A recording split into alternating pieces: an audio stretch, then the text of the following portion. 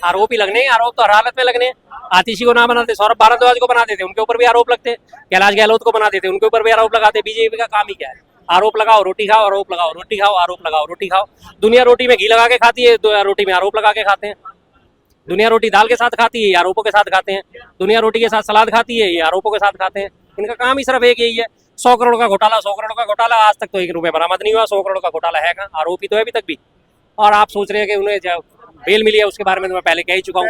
हाँ, राजनीतिक कारणों से जेल मिली थी, राजनीतिक कारणों से बेल मिली है, सीधी सी बात है। तो आपसी को मुख्यमंत्री बनाया जाना, एक ये भी कुछ लोग कह रहे हैं कि संदेश दिया है कि महिला हाँ, अच्छी बात है, महिला मुख्यमंत्री बन रही है। बचे हुए 6 महीने में, जो 5 महीने में कुछ जो दिल्ली के काम रुके हुए हैं, अगर वो हो जाते हैं तो बहुत अच्छी बात है। क्योंकि जो उनको बेल मिली है वो इस शर्त पे मिली है कि कोई भी आधिकारिक फाइल साइन नहीं करोगे, सचिवालय नहीं जाओगे, कोई अधिकारियों के साथ मीटिंग नहीं करोगे। तो अल्टीमेटली उनको तो बिल्कुल नल एंड वॉइड कर दिया गया। तो जब नल एंड वॉइड कर ही दिया गया तो ठीक है जी, किसी और को बनाना ज़्यादा बेहतर रहेगा, जो कम से कम फैसले ले सके, जो फाइलों पे साइन कर सके। तो ठीक है, मैं इस चीज़ को इस तरीके से देखता हूँ। दिल्ली में हलचल मची, सरकार बनने को जिस तरह से दावे किए जा रहे थे कि केजरीवाल रहेंगे सीएम, और केजरीवाल ने इस्तीफा दिया और आतिशी बनी, तो इससे क्या दिल्ली डेवलप की ओर जाएगा? देखिए, डेवलप की ओर तो राजधानी है, डेवलप तो पहले से ही है। हाँ, दिल्ली पे और ज़्यादा अगर कुछ बोझ बढ़ाना चाहते हैं, अगर कुछ डेवलपमेंट के लिए बिल्डिंग बना दें, मूलभूत जो मेन सुविधाएं होती हैं वो जल, बिजली, पानी वगैरह की होती हैं, वो तो सरकारें को ध्यान देना ही चाहिए। लेकिन केजरीवाल को अगर इस्तीफा देना था तो वो बहुत पहले देते। जब वो जेल में जा रहे थे, जैसे शिबू सोरेन ने वहाँ पर इस्तीफा दिया, जैसे उनको पता लगा कि मुझे जेल में जाना पड़ेगा, तो उन्होंने अपने एक साथी को वहाँ पर मुख्यमंत्री बनाया। इनकी सरकार में एक मंत्री हुआ करते थे राजेंद्र पाल गौतम। राजेंद्र पाल गौतम का सीमापुरी में एक अच्छा जो है पकड़ है दलित समुदाय के लोगों में। तो 2-2.5 महीने के लिए इन्होंने अपनी ही साथी के, अपने समुदाय के लोगों को आगे बढ़ा दिया है।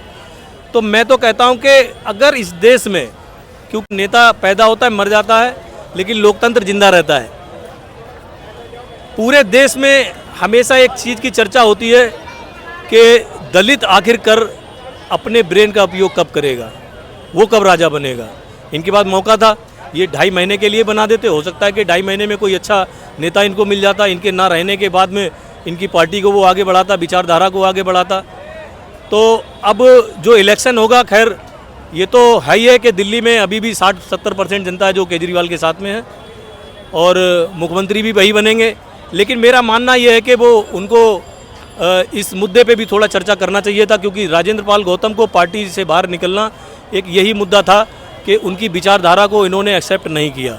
हालांकि इन्होंने वोट बाबा साहब के नाम पर, संविधान पढ़ाने के नाम पर ही लिया, और उसी समुदाय के मतलब किसी व्यक्ति को आगे ना बढ़ाना और उसका सपोर्ट ना करना कहीं ना कहीं ये दर्शाता है कि ये इनमें भी कहीं ना कहीं वो सोच है दलित विरोधी, कि इनको आगे नहीं बढ़ने देना। आतिशी जी जिस तरह से बनी है, तो उससे क्या अब रहेगा दिल्ली पर असर, या इस तरह का विपक्ष वाले बोल रहे हैं कि ये पॉलिटिक्स है और इलेक्शन को लेकर आप पार्टी पॉलिटिक्स कर रही है? पॉलिटिक्स तो होती है, जब पॉलिटिक्स है तो पॉलिटिक्स ही कहलाई जाएगी। 2.5 महीने में क्या ही कर लेंगे, ठीक है ना। कहीं अपना कार्यकाल पूरा करने के चक्कर में कोई ऐसा कलंक ना लग जाए, कोई ऐसी बात ना हो जाए। एक महिला को मुख्यमंत्री बनाया है, साइलेंट रहेंगी, डेफिनेटली साइलेंट रहेंगी। 2.5 महीने कुछ करने वाली है नहीं, ना कोई ऐसा मुद्दा उठाएंगी। करना ही है तो जनता के हित में कुछ ऐसा करिए कि जिससे कि जो आपको 60-70% जो है वो और बढ़े। और करना ही है तो कुछ ऐसे समुदाय के लिए करिए जिन्होंने आपको वोट दिया, जिनके नाम पर आपने वोट लिया, उस समुदाय के लिए। मैंने देखा है कि कोई भी सरकार हो वो सोचती नहीं है।